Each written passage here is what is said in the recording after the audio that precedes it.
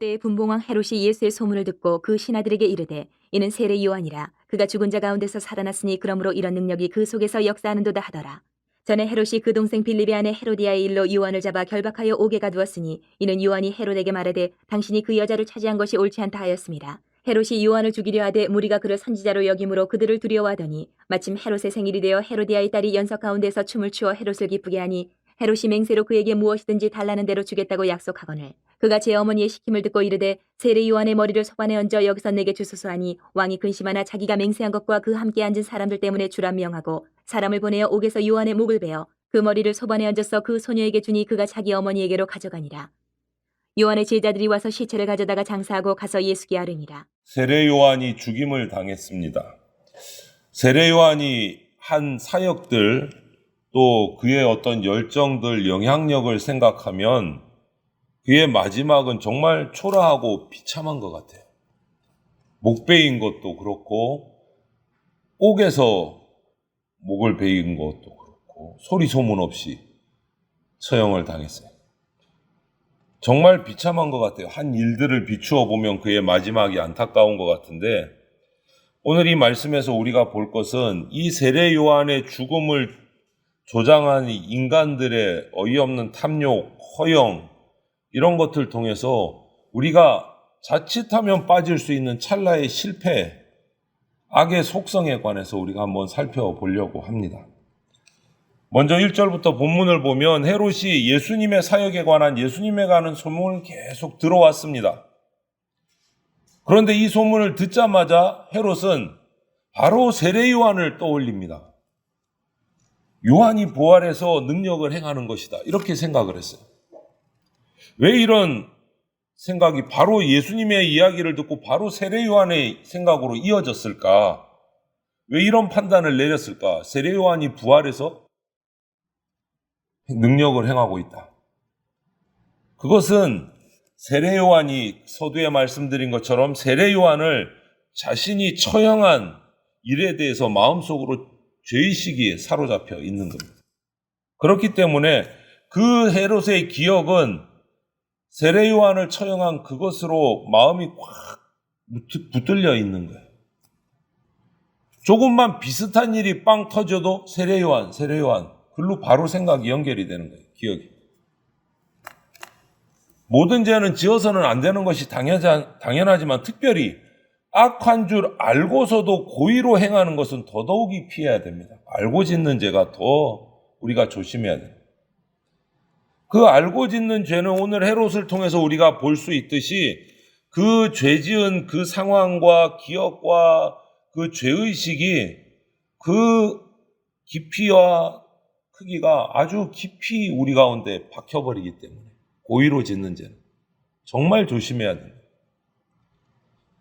이렇게 예수님에 대한 헤롯의 두려움, 세례 요한의 죽음 이런 것들은 하나의 죄에서부터 시작을 해요. 앞으로 역사를 살펴보면 그 죄가 뭐냐? 헤롯이 자신의 처제였던 헤로디아와 통관하고 결혼을 한 일, 불법 결혼을 한 일이 그 시작이에요. 3절에 기록된 대로.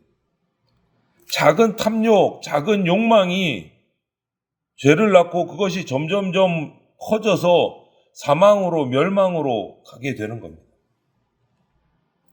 야고보서 1장 15절 말씀처럼 아주 작은 것에서 점점 커서 사망으로까지 이르는 이것이 우리가 죄를 멀리해야 되는 이유라고 할 수 있는 나를 합리화시켜서 이건 어쩔 수 없었어. 누구나 그럴 거야. 그런데 그런 일이 나에게 벌어진 것뿐이야. 이렇게 합리화시키면서 작은 죄를 눈 감고 넘어가려는 생각들이 우리 인간에게는 정말 많습니다.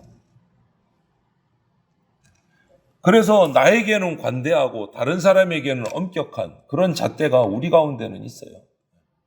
우리 가운데. 그래서 요즘 우리나라 정치계에서도 그런 말이 유행하잖아요. 내로남불.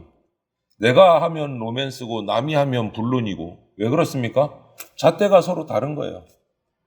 자기에게는 관대하고 타인에게는 엄격한 거예요. 하지만 이렇게 해서는 안 된다. 아무리 큰 죄라도 시작은 아주 작은 욕심에서 시작된다. 그곳에서 자란 죄가 우리가 생각하는 것보다 훨씬 빠르게 우리를 잡아먹어버립니다.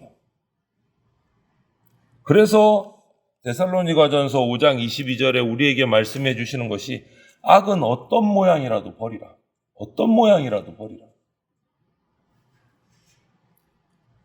그런데 역사를 살펴보면 헤롯은 진작에 세례 요한을 죽이고 싶어 했어요. 그런데 워낙 많은 백성들이 세례 요한을 선지자로 인정하고 따르고 그러니까 그들을 의식해서 세례 요한을 따르는 그 사람들을 의식해서 죽이고 싶지만 죽이지 못하고 있었던 거예요. 그에게 있어서 헤롯에게 있어서 헤롯이 의식한 건 뭐냐? 하나님도 아니에요. 하나님의 말씀인 율법도 아니에요. 경건하고 거룩한 이런 것도 아니에요. 헤롯이 두려워했던 것은 정작 두려워했던 것은 뭐냐 하면 사람들의 시선이에요. 사람들의 시선. 결국 완전히 뒤집힌 상황이지만 또 사람들의 시선 때문에 못 죽이던 헤롯이 사람들의 시선 때문에 요한을 죽였어요. 결국 헤롯은 사람들이 중요한 거예요. 사람들의 소리에, 사람들의 시선에 흔들리는 거예요. 우리 역시도 마찬가지입니다. 많은 경우에 다른 사람들을 의식하다가 낭패를 보게 된다. 그리스도인은 다른 사람들의 시선, 체면 여기에 얽매이지 말고 하나님을 의식해야 돼요. 오늘 보면 그 헤롯과 헤로디아 사이에 그 딸이 생일 축하연이 벌어졌어요. 그런데 이 고대 당시의 기록을 보면 고대 유대에서 자녀들의 생일을 축하해서 막 잔치를 벌리는 일이 흔한 일이 아닙니다. 그런 일이 없어요, 관습에. 그런데 이 헤롯의 잔치 자리는 유대 관습이 아니고 기록을 보면 헬라 문명에서 들어온 이방 문화예요, 이방 문화. 생일 잔치를 베푸는 것이. 결국 헤롯은 하나님의 방식과 문화가 아니고 다른 이방의 문화를 가지고 와서 향락을 일삼고 있는 거예요. 허영으로 그 자리에서 또 거나하게 취해서 허영으로 헛된 맹세를 합니다. 딸이 와서 축하 공연을 하니까 기분이 좋아져서 네가 원하는 거 내가 다 들어줄게. 그 잘못된 헛된 맹세가 바로 파국을 불러일으킵니다. 7절부터 10절에 나와 있듯이 결국은 그 당시 옥에 가둬뒀던 세례 요한의 머리를 요구를 하고 잘못된 맹세를 한 그것 때문에 또 사람들의 시선이 따가워서 그 사람들의 시선을 지키기 위해서 옥에 갇힌 세례 요한의 목을 베어서 넘겨주게 돼요. 그리고 이 과정에서 보세요. 생일잔치면 많은 신하들, 많은 축하객들이 있을 텐데 이 황당한 과정을 단 한 명도 그 누구도 개입하거나 반대한 사람이 없어요. 향락에 빠져서 좋은 게 좋은 거다. 향락과 허영에 우리가 빠져 있으면 분별력을 잃게 된다. 분별력을 잃게 된다. 불법적인 결혼을 통해서 헤롯의 아내가 된 헤로디아는 딸을 통해서 자신이 그렇게 원수로 생각했던 세례 요한의 잘린 머리를 받게 됐어요. 세례 요한을 죽이게 된 거예요. 이 세례 요한의 죽은 시체가 된 잘린 머리는 그에게 도대체 어떤 의미가 있었을까? 얼마나도 사체 이상은 아무 의미도 없었을 겁니다. 곧 부패가 시작될 거고 악취가 났을 겁니다. 그러면 그걸 계속 보관했을까요? 아니요, 바로 버렸을 겁니다. 그냥 일생의 원수라고 생각하는 그를 죽이는 것이 이 헤로디아의 가장 큰 목표였던 거예요. 내 마음에 들지 않는 사람, 내가 미워하는 사람, 나를 욕하는 사람 좀 잘못되면 좋겠다. 망하면 좋겠다. 그게 그의 일생의 목표인 거예요. 그래서 죽이고 그 기쁨을, 만족감을 누리는 시간이 얼마나 길었을까요? 시체가 부패되기 전까지였을 거예요. 인간의 탐욕은 끝도 없습니다. 그것으로 만족할 수가 없는 거예요. 오늘 이 안타까운 사건들을 보면서 우리가 생각할 것은 헤롯이 예수님의 소문을 듣고 세례 요한이 환생했다면서 두려워했던 것이나 하나님의 선지자인 세례 요한을 불의하게 죽인 죄책감이 그를 괴롭히고 있는 것이나 이런 것이 초점이 아니에요. 거기서 얻을 교훈이 있지만 말씀드린 것처럼 이 사건의 핵심은 그게 아니다. 뭐냐? 고향에서 배척을 당하신 예수님과 또 예수님을 또 배척하는 헤롯으로 대표되는 그 당시의 사람들이 예수님에 대해서 가졌던 오해에 관한 게 핵심이다. 오해. 예수님을 잘못 알았다라는 거예요.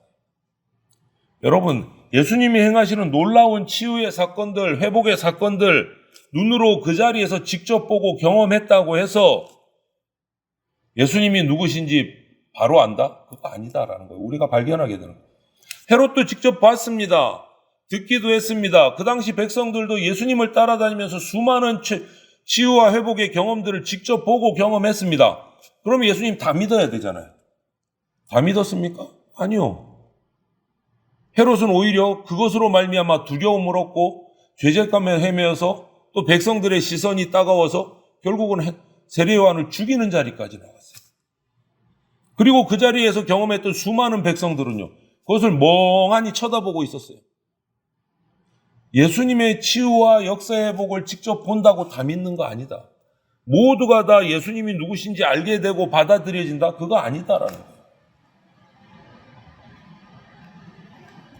믿음의 마음, 믿음의 눈이 없이는 결코 예수님이 메시아이시다는 거 알 수 없다라는 거예요.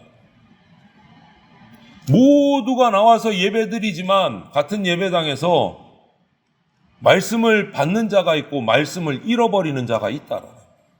똑같은 자리에서 똑같은 예배와 똑같은 말씀을 들었음에도 불구하고 말씀을 얻고 구원으로 나가는 자가 있는 방면에 정반대로 말씀을 잃어버리고 타락하는 자가 생긴다. 지금 꼭 이렇잖아요. 이스라엘 백성과 헤롯의 모습이. 믿음이 없으면 예수님이 선포하신 천국의 비밀을 깨달을 수가 없고 하나님의 나라에 들어갈 수가 없어요. 믿음이 없으면. 세례 요한은 헤롯과 헤로디아의 불법적인 결혼을 간통사건을 공개적으로 계속 지속적으로 비판했습니다. 기록을 보면. 그래서 평소에 원한을 품고 있던 헤로디아가 딸을 시켜서 결국은 세례 요한을 죽인 거예요. 그것을 또 얼떨결에 실행한 헤롯은 하나님보다 그 무리의 시선이 두려워서 진리의 편에 서지 못하고 세례 요한이 선지자인 것을 알면서도 자기도 인정하면서도 사람들의 시선 때문에 세례 요한의 목을 친 거예요. 불의함의 민낯이 드러난 거예요. 그렇다고 세례 요한의 죽음이 무의미한 죽음, 그냥 비참한 죽음으로 끝났느냐? 그거는 아니에요. 예전 구약의 나봇의 포도원 사건이 나봇이 그냥 무의미하게 죽었느냐? 포도 잘 키우다가 아니요. 나봇의 죽음으로 말미암아 아합 왕가의 멸망이 시작됐어요. 하나님은 모든 무리를 심판하십니다. 아모스가 말한 것처럼 정의를 물같이 공의를 마르지 않는 강같이 흘려보내시는 분이 하나님이세요. 불의한 죽음을 당한 순교자들 억울할 것 같지만 그들을 하나님이 다 위로하시고 신원해 주신다라고 계시록 6장 10절 11절에 약속하고 계세요. 결코 세례 요한의 이 죽음이 무의미한 죽음이 아니다. 세례 요한은 자신의 죽음까지도 예수님의 죽으심을 예표하는 그러한 삶을 살았어요. 죽음까지도 주님을 증거하고 주님을 표시하는 표본으로 사는 거예요. 하나님 나라를 구하는 삶은 이렇듯 세상의 삶과 성공을 누리는 삶이 아니고 세례 요한처럼 예수님을 위해서 자기 모든 것을 헌신하는 삶입니다. 그것이 하나님 나라 백성의 모습이에요. 세상은 여전히 헤롯 같은 사람들을 떠받치고 그렇지 못한 사람들을 조롱하고 심지어 죽이기까지 합니다. 하지만 저와 여러분들 성도가 앞으로 완성될 하나님 나라를 소망하고 그 길을 예비하고 준비하고 따라가는 천국을 소망하는 사람들이라면 그 소망 잃지 않으면 끝까지 흔들리지 않고 이 어려움 속에서도 갈 수 있다라는 확신을 우리가 가져야 됩니다. 우리가 살아가는 현실에서는 생명보다 귀한 게 없어 보여요. 생명이 최고예요. 목숨은 지켜야지. 무슨 일을 하든지. 이것이 세상의 가치관이에요. 하지만 보이지 않는 하나님 나라의 가치는요, 생명보다 귀하다고 성경은 우리에게 말씀하고 계세요. 생명보다 귀하다. 그러므로 성도인 우리는 악은 그 모양이라도 철저하게 버리고 영원한 하나님 나라를 위해서 이 땅에서 가장 귀하다고 여기는 모든 것을 던질 수 있는 담대한 신앙을 가져야 됩니다. 그래서 오늘 하루 우리가 오늘 또 주일을 맞이하고 사순절 첫째 주일입니다. 우리가 이 하루도 하나님 중심, 말씀 중심, 교회 중심으로 살아나는 그러한 천국 백성이 되시기를 주님의 이름으로 축원을 드립니다. 아멘.